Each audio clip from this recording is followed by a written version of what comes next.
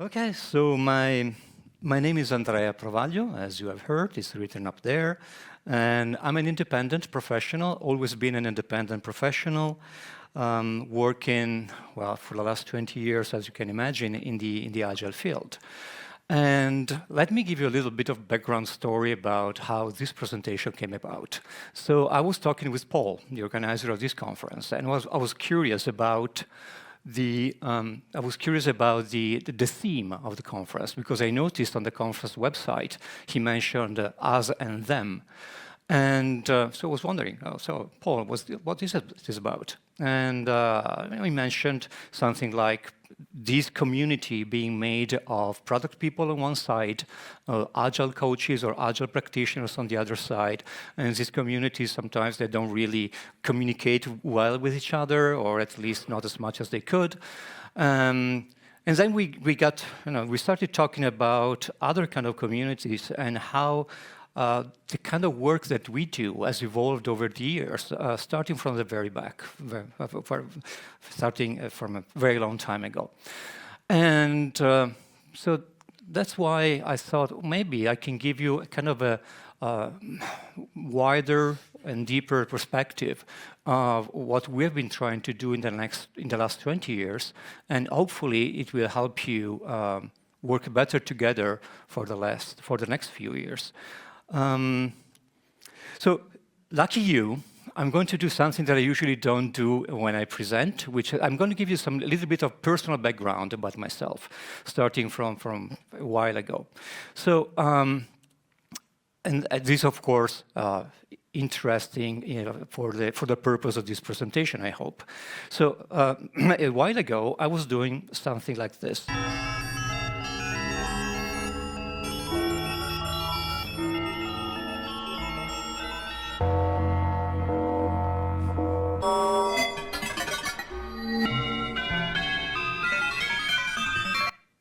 Okay, so I was working with a research center, university research center. There were two of them in Europe. One was in Paris, one was in Padua.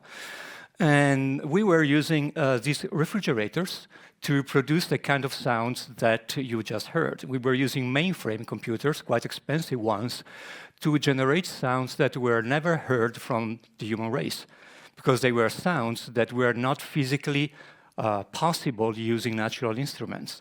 So we were trying to extend the human potential, extend creativity using very expensive equipment at the time, and using a medium that was not available until a few decades ago, which is called software, okay? And which was kind of a new thing. So that's one thing I used to do when I was a bit younger than now. Another thing that I did, and that was in 2002. I spent a few years in the United States, and I had the pleasure of working with a number of people. Now, this nice group of people, that apparently they're camping out. We are not camping out. We used to meet once a year in Colorado for kind of a self-organized workshop, which is called the Software Architecture Workshop. And so, as you can imagine, I transitioned for helping professional composers, classical composers, using mainframes to create music, to software architectures in the business world. And that's where I got exposed to Agile for the first time.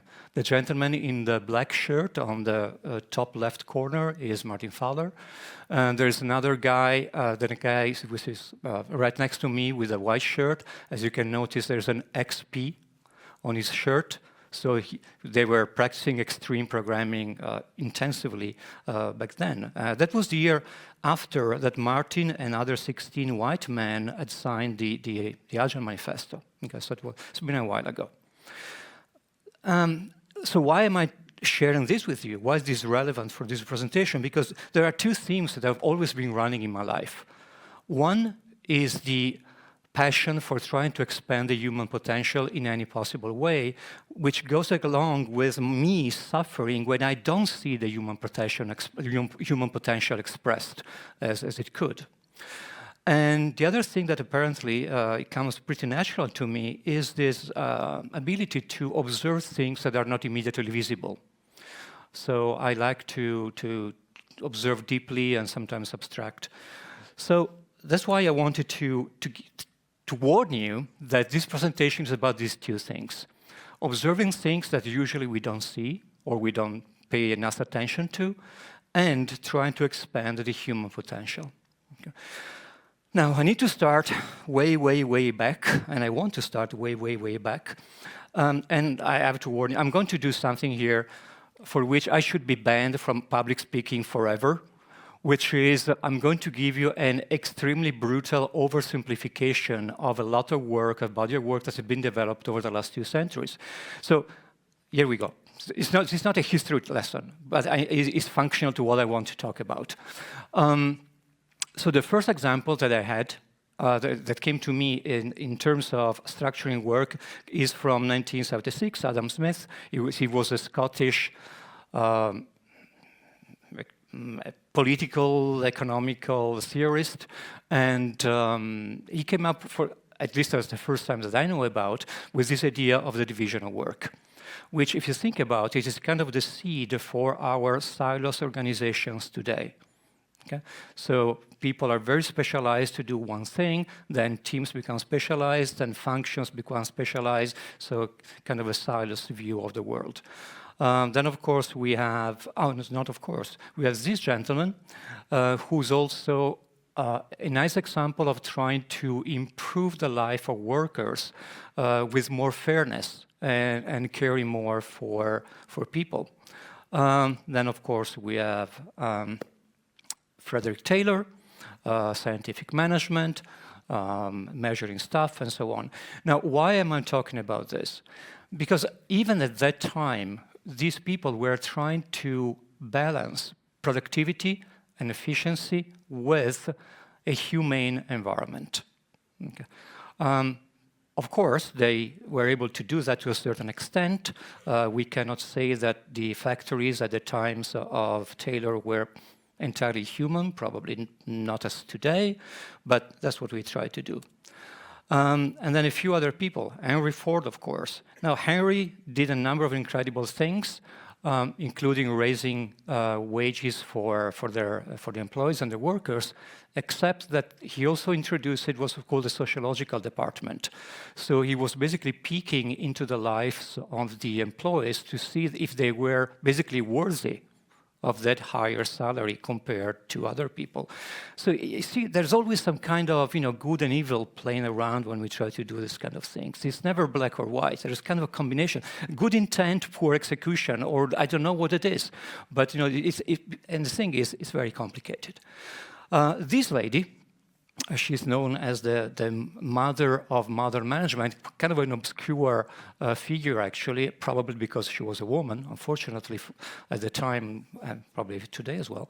But she was the first one who introduced the idea of leadership and followership in organizations, meaning that you have to create an environment based on trust, based on interaction between management and workers, almost kind of a peer-to-peer communication.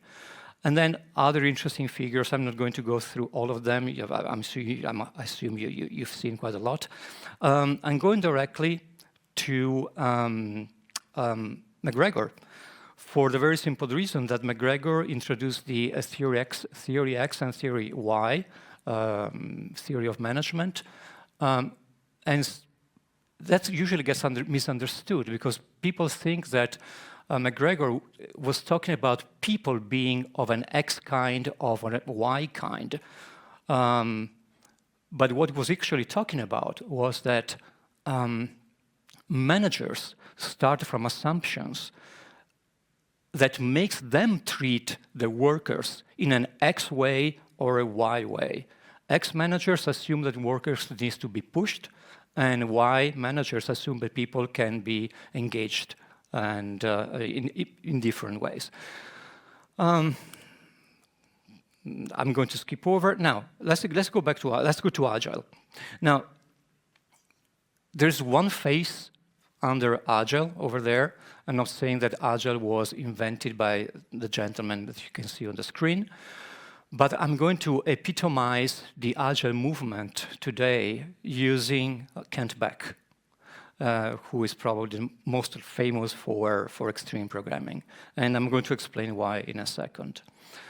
After that, there was another, let's say, character in this story, which was, of course, COVID, and which was responsible for the digital transformation of a number of companies in a very short amount of time. Okay, and for remote work and so on and so on and so on. So as you can see, this idea of how can we help people do their best work is not new. But there is a big difference there. And the difference came with the advent of the digital age. Like in '83, when I was playing with mainframes to create some unusual sounds. Okay? So that was something completely new. Now, there is something I want to share with you regarding XP. Now, these are the very first paragraphs from the first chapter of the Extreme Programming Explained book. Now, this is the second edition. I didn't check the first edition. I assume it's still there in the first edition. But this is at least 20 years old. And you can read that extreme programming is about social change. Oh, by the way, if you have not read the book, I recommend that you check it out at least once a year, because there's a lot of stuff there that is very relevant to what we do today and what we will be doing in the future. But so extreme programming is about social change. It's about letting go of habits and patterns that were adaptive in the past, but now get in the way of us doing our best work. Now, can you imagine the kind of courage it takes and the kind of dedication to perfection it takes to say we want to let go of old habits that are now not allowing us to do our best work? Okay. That's the kind of passion and dedication and courage. And it goes on with saying it's about giving up the defenses, which means I accept to be vulnerable. The defenses that protects us, but interfere with our productivity. And it may leave us feeling exposed. So it's almost moving the kind of deep intent for expanding human potential at any cost that is in there. That was the XP was about. It was not about, I mean, also we have 11 principles, of course, through frequent deliveries and automatic testing and continuous integration and metaphors and blah, blah, blah, blah. That is how we do that. But this is why we do it. This is why we want to do that. Okay? And it's a very powerful wow. And it's relevant today because since software development was the first industry in the history of mankind which is entirely based on knowledge work, because what we create is immaterial, it's not physical. So it's entirely based on knowledge work. Today, there are other areas in which knowledge work is critical. You can just read a few of them. What I'm trying to say is, imagine if what was the aspiration of XP could be transferred to all these areas as well, and many more. That is why we try to do Agile for the last 20 years. Okay. It was not just running sprints or retrospectives or using story points. There was more behind it. Now, I am not sure that we succeeded in expanding the human potential in this way. Maybe the glass is half full or maybe not. But by the way, if you want to share your ideas or comments or questions, I'm not sure I'll have time to take too many questions at the end. But if you want to leave me a comment, I'm not going to project what you type to the screen. So it's going to be kind of a private conversation between you and I. But still, use the QR code if you want to. Now, let's move on. As I mentioned, there's been a huge event that happened in the 80s and 90s when the digital economy basically started. Because if you think about it, all the characters in this story that I talked about, starting from Adam Smith in 1776 up to probably Drucker in the 80s and 90s. Drucker, by the way, was the first one who started to talk about knowledge workers and as knowledge economy. Okay? That happened in the 80s and 90s. But for 2 centuries, what we had been doing is we have been focusing on the industrial production of physical goods. What we have been doing the last probably 30, 40 years has been producing digital stuff, which means things that don't need to follow the laws of physics, like the sounds I've presented to you at the beginning, those sounds do not follow the laws of physics. Okay? And so is software. So this is what we've been trying to do for a long time. But there is one difference in Agile. All the previous management models that we talked about, they were kind of top-down. Somebody decided that this is the way to organize work, and then we had to implement this. I remember Martin Fowler, you can find this as an article, in a couple of articles. Martin used to describe the Agile movement as organizational anarchists, which was probably not very good accepted from many managers at the time, but the idea is that Agile was a grassroots movement. It was a bottom-up force of change compared to what happened for the previous 200 years, so it was top-down. So it was unheard of in terms of how companies organize. And what we have created in the last 20 years is immense. I've been in this community, which I love, for a very long time, And I've seen very well-intentioned people doing wonderful stuff. I've seen very well-intentioned people making big mistakes. And then, of course, I've seen a lot of people trying to squeeze a lot of money out of this. That happens all the time. Okay? But what we have created in terms of the kind of experiments that we ran in organizations, the kind of ideas that were generated, the kind of methods that we try to create, the kind of culture that we try to cultivate, it was absolutely innovative if you look at that historically. Yet, we could have done a couple of things better. Now, the reason why I'm mentioning that is because maybe you guys can do these things better moving on. Because if you have read the description for this talk, I'm addressing primarily young managers and leaders. I would like to share something that I've learned in the last 20 years and make it usable for you so that you can use it in your companies or organizations moving on. So that's why I want to talk about a little about this. So organizational over-design.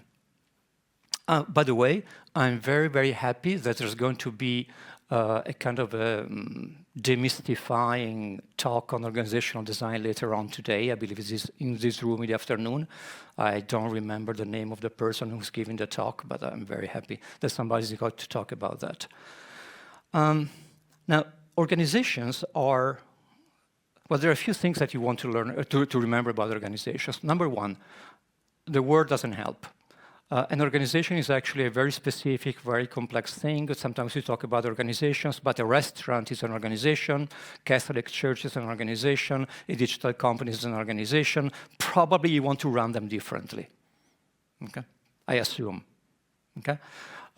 So we just say organizations, and then we forget that there are many kinds of organizations. And also there's a lot of emphasis on how should we structure the organization, which basically most of the time boils down to who should report to whom. Okay, and that's the vertical lines that you draw in your hierarchical chart. But of course there are many different aspects in the organization. For instance, who is sitting next to whom? Because that dictates the communication channels, the bandwidth between people and other people. So there's been a lot of emphasis in organizational design, in you should have multidisciplinary, cross-functional teams, you should create a team of teams, how you scale, for instance, how you scale Agile has been very, very messy. So what I'm saying is that organizations change all the time. If your organization is alive, and if your organization is doing something moderately, even moderately innovative, probably you're facing new problems every day. And some of these problems are organizational problems. And so what happens usually is that people talk with each other, they try to solve this problem, they try to work better, sometimes they fail, sometimes they succeed. But the organization is a very dynamic thing. And I'm not saying that having clarity about who reports to whom is a bad thing, of course. I'm not saying that. But what I'm saying is that that's just a small part of the picture when you think of an organization. The organizational design works best when it's mostly emergent, which means the structure emerges in a response to what really happens. If you take the patience to start looking at what is usually not so visible, to start observing better. And for instance, visual management is a very good way to do that, to better understand what is really going on, right? So trying to understand how things really get done. Another thing that I think it's important to clarify about Agile, because so it can be useful to you, is that I've seen a lot of words being weaponized in the Agile community. Then again, with the best of intent. I'm just saying we could have done it better. Okay? But there are a number of words that have been weaponized. One of my favorite, in the negative sense, is Agile mindset. Mindset is a very elusive thing, and I've seen people accusing other people of not having an Agile mindset, so creating divisions rather than bringing people together. So that's one.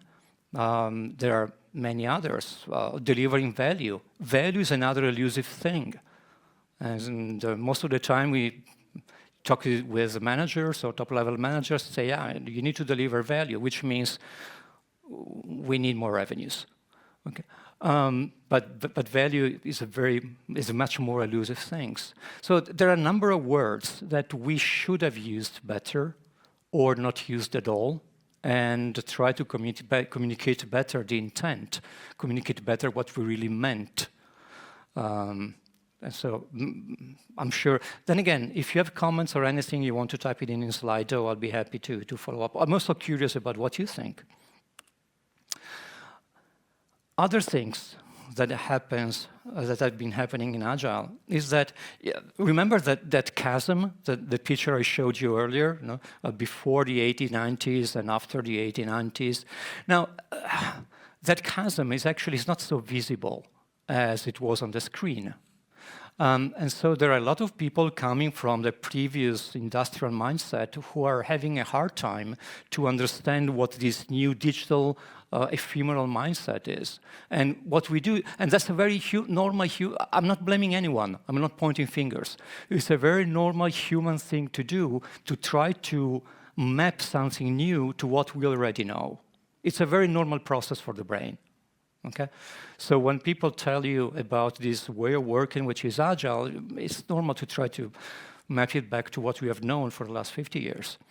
And also, many of these concepts have been around for so long that they're kind of ingrained in the way we work. I mean, our society is industrialized for the most part. The educational system, for the most part, is industrialized because it needs to mass produce educated people. So it's very deeply ingrained. But this is a real example. I worked with a client last year, 2 years ago, I don't remember. And at some point, they decided to have a survey and to ask people what they wanted to learn about, which was good. They wanted to learn they wanted to know where people wanted to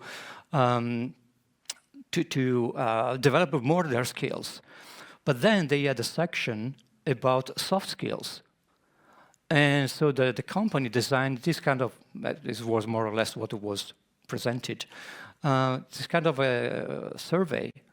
And they were asking questions like, how good do you rate yourself in terms of conflict resolution? How do you rate yourself in terms of empathy? How do you rate yourself in terms of problem resolution? Now, when you start asking people stuff like that, you're basically telling people, you know what, I'm going to measure you depending on your answers. And when people feel measured about something, they start behaving that way.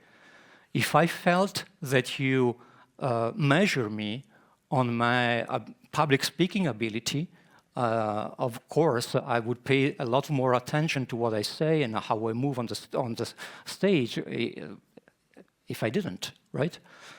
So that was that for me was a subtle and probably unintentional way to standardize behavior, which was not very different from what Taylor was doing when he was telling his workers, this is what you should do. And that's your job. And that's the only thing you should do. Because we have divided work in a very specific way. I want you to be like this. I want you to do like that. Okay? So that's a form of industrialization that is very subtle, but nonetheless dangerous. Now, the other thing we did, because we are a grassroots movement, we kind of forgot that we also need good project management. Now, of course, I'm talking of the Agile community in general. There are some people who actually care deeply about management. And there's one over there who's giving the closing keynote today. But in general, in Agile, we tended to focus more on the teams, focus more on the product, and forget that there is a whole organization around that, and that organization needs good management. Now, I'm not saying that I'm happy that Agile Alliance was basically acquired by the PMI Institute. That's not what I'm saying. Okay? But what I'm saying is, since the topic of the conference is us and them, one thing that we have to do is to integrate better the management skills with the leadership skills with the Agile skills. We need that kind of integration. Otherwise, it's imbalanced. So, and I talked about leaders and I talked about managers. And I'd like to make a quick distinction between the two. I like this quote by Seth Godin, who said, leaders have followers and managers have reports. So what we're saying here is that leadership is not a role, okay? It's something that happens. Being a manager is a role. Despite the fact that in companies we use the terminology wrongly, so you're a team leader, but then we imply that you manage the team, okay, something like that. But despite the fact that we use the terminology very loosely in organizations, or the leadership team, which is basically the board of directors, okay, so not really, okay, so you see what I mean. We should use the terminology more carefully, that's what I'm trying to say. But leadership is essentially based on trust. Okay? Because if people follow, let me put it another way. There is no leader without followers. If you think you're leading, then you look back and there's no one behind you, probably not a good act of leadership. So leaders exist only because there is followers. And the leadership and followership dynamic is based primarily on trust. And so a question I would like to leave you with is, how can you, in 2020, after COVID, with a lot of remote work, with people not looking at each other in the eye very often, how can you promote and support trust in your organization? Because you need trust. If you don't have trust, there is no leadership followership dynamic. If there is no leadership followership dynamic, you don't have a network of people working and thinking together. So that's a question for you. I don't have an answer, but I want to raise the question. How can you promote and support trust? And there are three types of trust. Sometimes it's defined in these ways. Of course, it's just a model, which is implicitly wrong. But we can talk about personality-based trust. I trust the character of a person. That person appears to be honest, transparent, open, reliable. That's personality-based. There is cognitive-based trust. I trust the skills, the experience of that person. But now the question is, how can you prove your skills if the environment in which you work does not give you the opportunity to prove your skills to others? And that's the reason why there is architectural-based trust, which means, is your organization working, is the system in which you work enough transparent and open and fair that trust can happen. If you work in a system, in an environment where information is constantly hidden from each other, you understand that it's very hard to develop trust. Lots of political thing happens because people hide information from one to another. And yeah, so it looks like I'm going to be a couple of minutes late. So the question I want to leave you with is, how can you promote trust? Now, very quickly, I have just 5 things I'd like you to remember. And they are kind of implicit in what I've told you already, so we're almost on time. Agile was about creating a different, a new socioeconomic organizational model, which is fit for the challenges and the technology and the society and the economy in which we live. And it's not just about writing software. It's much more pervasive than that. So maybe that's something you want to keep in mind. An organization needs to integrate different aspects: legal, finance, safety, product, R&D, whatever. Now, if you structure your organization so that you have managers at the top level for each of these functions, in my opinion, those managers should be the ultimate cross-functional teams. If you have worked in organizations, you know that sometimes top-level managers feel the pressure of proving that they achieve some results for their function. So, for instance, I've seen project managers having to show that they utilize 100% of everyone's time. That's their mandate. So we don't waste people's time. But you can understand that if this is not aligned with the need of other functions, like R&D or customer support, okay, it's going to be an issue. So if you want to create organizations that are more modern, I believe that the first and foremost cross-functional team should be the top level, okay, and work as a real team, peer-to-peer real team, which in some organizations does happen. I'm not saying it doesn't. Okay. Trust, I mentioned that. I'm not going to repeat that because I'm 2 minutes late. Another thing is, and I think that we learned the hard way. We have been playing a lot with things that belong more to psychology in the last 20 years in Agile. Like, well, the first that comes to mind, of course, is psychological safety.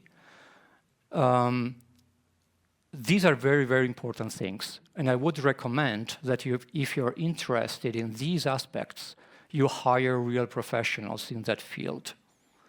I've seen a lot of, let's say, naive approaches to things that require attention to people. I know I'm almost done.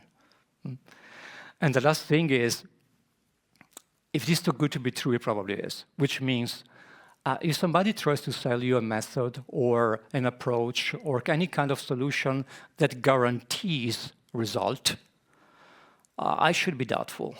Okay? Because what we do is inherently diversified. What works for me in my organization might not work for Håkan or vice versa. So the one-size-fits-all, or just use story points and your estimates will be correct. You know, anything that is too good to be true, you might want to reconsider. Face reality, run experiments, as Håkan was saying, and learn and adapt. That's the only thing you can really do these days. Okay. So I think I'm done. I'm sorry, I'm a few minutes late. I'm sorry about that. Thank you very much. If you want to keep in touch on LinkedIn, or I'll be around for the next 2 days. Thank you very much.